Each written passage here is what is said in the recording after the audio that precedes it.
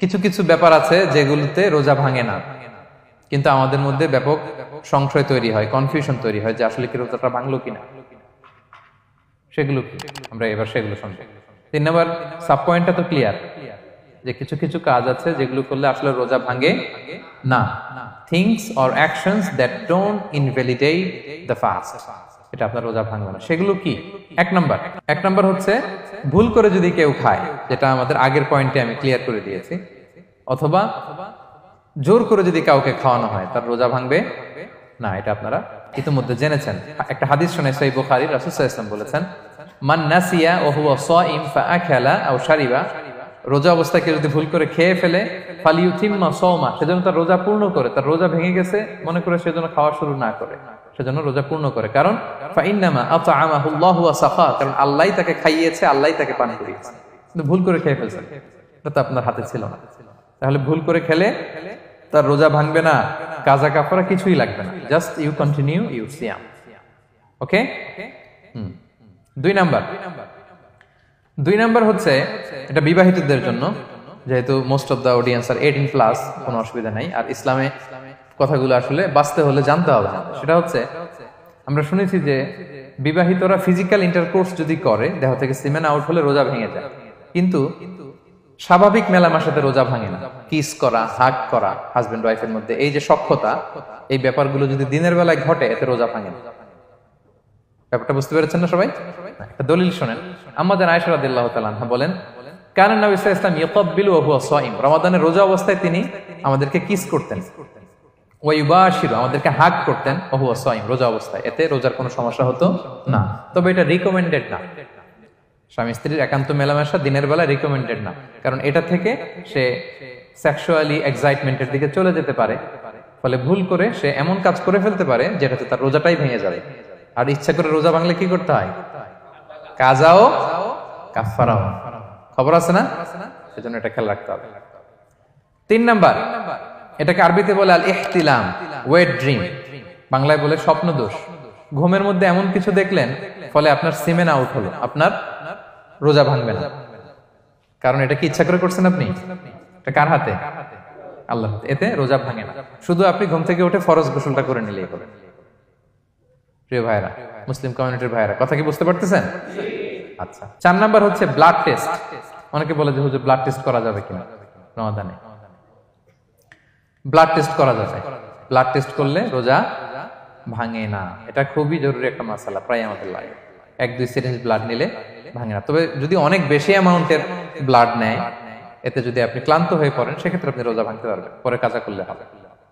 5 number হচ্ছে অনিচ্ছাকৃত বমি। এটা আমি আগেও ক্লিয়ার করেছি যে ইচ্ছাকৃত বমি করলে রোজা ভাঙে, কিন্তু অনিচ্ছাকৃত যদি বমি চলে আসছে, ভমিটিং হচ্ছে, আমার রোজা ভাঙবে না।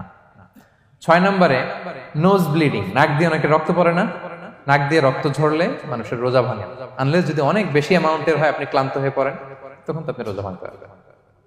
7 নাম্বার, রোজা রেখে দাঁত ফেলতে পারবো কিনা? জি, রোজা রেখে আপনি আপনার দাঁতকে রিমুভ করতে পারবেন, খুব বেশি যাতে রক্ত বের না হয় সেটা আপনি খেয়াল রাখবেন। দাঁত ফেললে যে রক্ত বেরোয় এতে রোজা ভাঙে না। 8 নম্বর পয়েন্টটা খুবই গুরুত্বপূর্ণ, এটা খেয়াল করে শুনতে হবে। কান দুইটা খরগোশের কানের মতো খাড়া করে শুনেন, খুব মনোযোগ দিয়ে। 8 নম্বরটা হচ্ছে ইনজেকশন। রোজা রেখে ইনজেকশন দেয়া যাবে কিনা? কিছু কিছু ইনজেকশন দেয়া যাবে, কিছু কিছু দেয়া যাবে না। কোনগুলো দেয়া যাবে না? এনার্জেটিক ইনজেকশন দেয়া যাবে না। যে ইনজেকশনে ফুড সাপ্লিমেন্টারি আছে, যেটার মধ্যে নিউট্রিশন ভ্যালু আছে, এই ইনজেকশন গুলো দেওয়া যাবে না। এমনও ইনজেকশন আছে যেটা দিলে 7 দিন আপনার আর খাওয়া লাগবে না, একেবারে তরতাজা। এরকম ইনজেকশন দেওয়া যাবে? তো আপনি সিস্টেম করে খাইলেন কেমন জানো, তাই না? আপনি অন্য ওয়েতে দেহে এনার্জি ইনপুট করলেন, এটা করলে রোজা ভেঙে যাবে। তাহলে food supplementary injection, nutrition value আছে এরকম injection, energetic injection, energy boost up করে এরকম ইনজেকশন দিলে রোজা ভেঙে যায়, এগুলো দেওয়া যাবে না। কিন্তু পেইন কিলার যে ইনজেকশন গুলো আছে এটা দিতে পারবেন। পেইন কিলার ইনজেকশন দিতে পারবেন, অ্যান্টিবায়োটিক ইনজেকশন দিতে পারবেন, অ্যানেস্থেটিক ইনজেকশন দিতে পারবেন, এই জাতীয় মেডিকেশন ইনজেকশন গুলো দিতে পারবেন।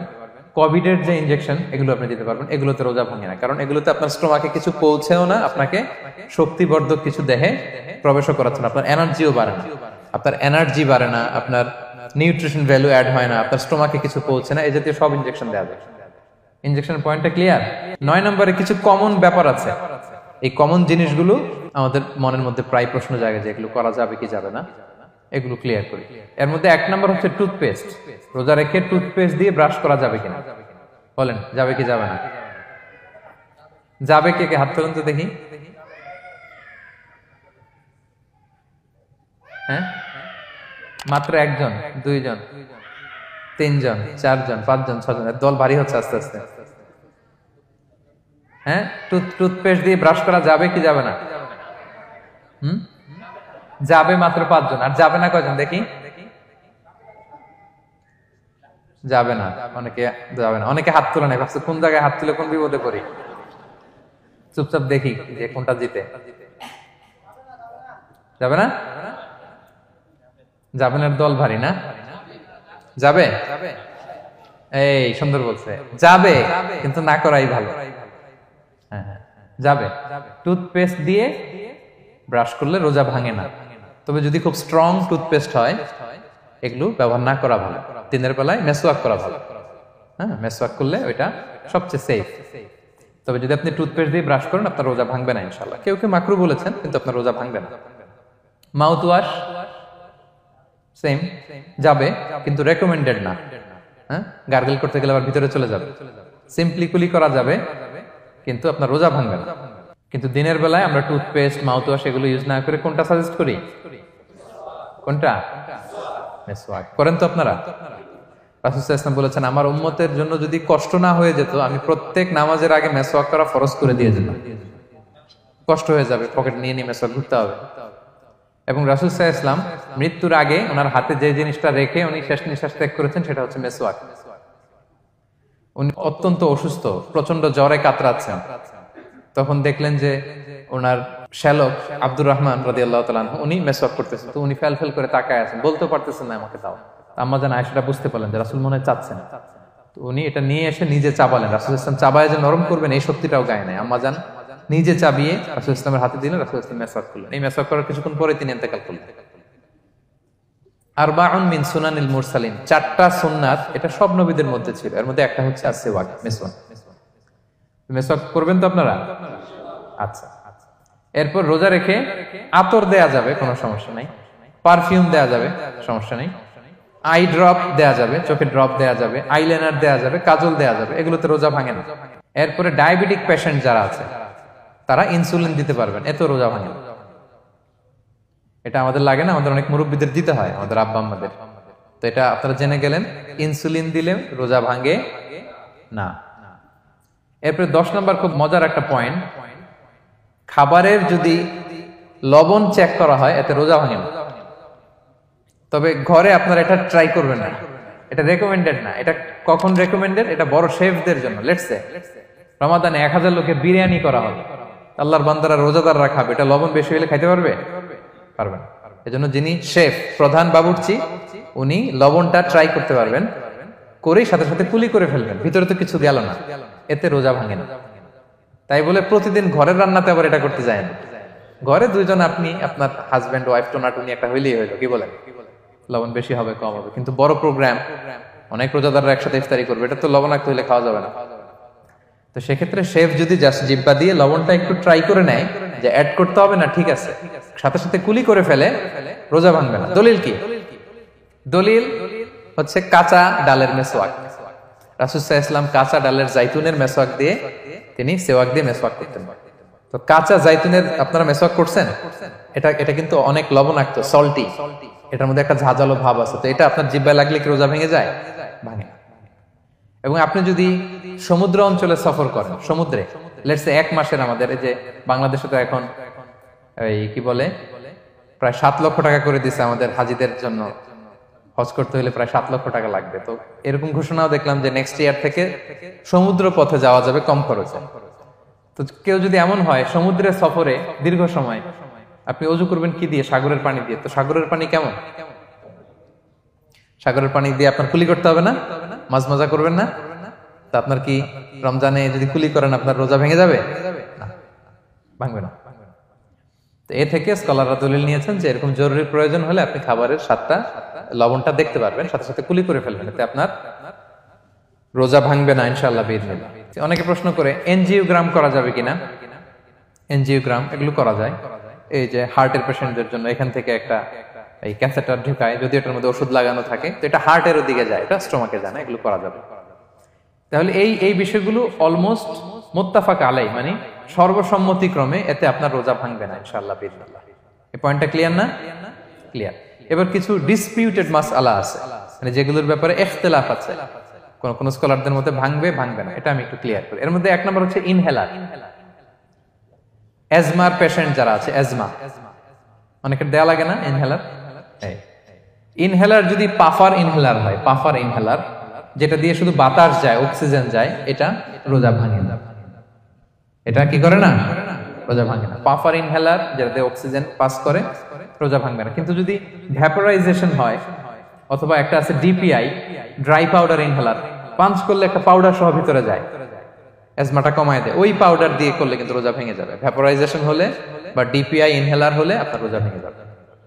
ইনহেলার ক্লিয়ার তো সবার কাছে? আচ্ছা, এরপরে যাই সামনে। সাপোসিটরি বুঝেন তো না? ডুশ বলে, প্রচন্ড জ্বর কমে না, তখন ডাক্তার বলে যে পায়ু পথে অ্যানাল পিল বলে এগুলাকে, পায়ু পথে এটাকে ইনপুট দিতে হয়। এই সাপোসিটরি এটা একটা ডিসপিউটেড মাসালা। হানাফি স্কুল অফ থটে রোজা ভেঙে যায়। আমরা যেহেতু বেশিরভাগ হানাফি স্কুল ফলো করি, হানাফি মাযহাব, তো আমরা এটাই সাজেস্ট করি সাপোসিটরি না দেওয়া।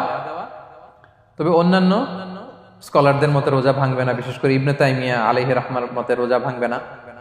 এখানে প্রসঙ্গ যেটা হচ্ছে, সাপোসিটরি সাধারণত দিতে হয় ইমার্জেন্সি পিরিয়ডে। কি বলেন? জ্বর আর কমে না, কঠিন অবস্থা, তো ওই অবস্থায় তো রোজা এমনি ভাঙা যায়। প্রচন্ড অসুস্থ হলে ভাঙা যায় না রোজা? ভাঙা যায়। তো আপনি রোজা ভাঙবেন, পরে কাজা করে ফেলবেন, সাপোসিটরি দিবেন, অসুবিধা নেই। আচ্ছা, এয়ার ড্রপ, কানের যে ড্রপ আছে, এটার মডার্ন স্কলারদের মতে, যে ফিক একাডেমি গুলো আছে, এদের মতে রোজা ভাঙবে না, কিন্তু হানাফি স্কলারদের মতে রোজা ভেঙে যাবে। তো আমরা সাজেস্ট করি এটা আপনি না দেন, আগে পরে দেন। 3 নাম্বার, হার্টের পেশেন্টদের একটা ওষুধ দিতে হয়, এটাকে নাইট্রোগ্লিসারিন ট্যাবলেট বলে, জিহ্বার নিচে দেয়, দেওয়ার সাথে সাথে বডি এটা অ্যাবজর্ব করে ফেলে, ওষুধটা থাকে না জিহ্বার নিচে। জিহ্বার নিচে এটাকে প্লেস করলে সাথে সাথে এটা বডি অ্যাবজর্ব করে, এখানে আবার পাম্প শুরু হয়ে যায়। তো হার্ট অ্যাটাক করলে এটা দেয়। আধুনিক যে ফিক একাডেমি গুলো আছে তাদের মতে রোজা ভাঙবে না, কিন্তু হানাফি স্কুল অফ থটে তাদের মতে যেহেতু সম্ভাবনা আছে কিছু চলে যেতে পারে, যদিও যায় না, হানাফি মাযহাব হচ্ছে খুব ইহতিয়াত অবলম্বন করে, অত্যন্ত বেশি সাবধানতা অবলম্বন করে। কিন্তু মডার্ন ফিক একাডেমি গুলো তাদের মতে হার্ট পেশেন্টদের জন্য এই নাইট্রোগ্লিসারিন ট্যাবলেট যদি জিহ্বার নিচে রাখেন রোজা ভাঙবে না। হিজামা, কাপিং, হিজামা চিনেন তো? হ্যাঁ, হিজামা করছেন কেউ এখানে? আপনি করছেন, আর কেউ? অনেকে করছে দেখি মাশাআল্লাহ। এটা এখন অনেক পপুলার হচ্ছে, রাসূল সাল্লাল্লাহু আলাইহি ওয়াসাল্লাম কিন্তু করতেন। এখন দেখবেন যে অনেক বড় বড় সেলিব্রিটিরা, অ্যাথলেটরাও করে। এরকম কাপিং এর টিউব আছে, পিঠে একটু কেটে ওটাকে লাগায় দেয়, আস্তে করে এই রক্তগুলো বের করে ফেলে, ব্যথা ট্যাথা, পেইন টেন এগুলো কমে যায়। এখন কিন্তু এটার অনেক প্রচলন বেড়েছে। হানাফি স্কুল অফ থটে হিজামাতে রোজা ভাঙে না, অন্যান্য স্কুল অফ থটে ভাঙে। তো হিজামা তো ইমার্জেন্সি কিছু না, আমার দিনের বেলায় কেন রমজান মাসে হিজামা করা লাগবে, আমি ইফতারের পরে হিজামা করলাম। আচ্ছা, ব্লাড ডোনেশন করলে রোজা ভাঙবে কিনা? এক ব্যাগ যে রক্ত নেয়, ভাঙবে কিনা? হাম্বালি মাযহাব অনুযায়ী ভেঙে যায়, হানাফি মাযহাব অনুযায়ী ভাঙে না। আমরা হানাফি স্কুল ফলো করি, সো আপনি ব্লাড ডোনেট করতে পারবেন, ভাঙবে না। তবে অনেক ব্লাড ডোনেট করার কারণে যদি আপনি অসুস্থ হয়ে যান, দুর্বল, ওই অসুস্থতার কারণে আপনি ভাঙতে পারবেন। তবে এটা রেকমেন্ডেড, যদি ব্লাডের কারণে মুমূর্ষু রোগীর জীবন যায় অবস্থা, তখন অবশ্যই আপনি ব্লাড ডোনেশন করবেন, যাতে করে একজন মুমূর্ষু রোগী জীবন ফিরে পায়। এই পয়েন্টটা তো ক্লিয়ার না সবার? তো এই ছিল সম্মানিত সুধী কিছু মৌলিক বিষয়, যেগুলো করলে আমাদের রোজা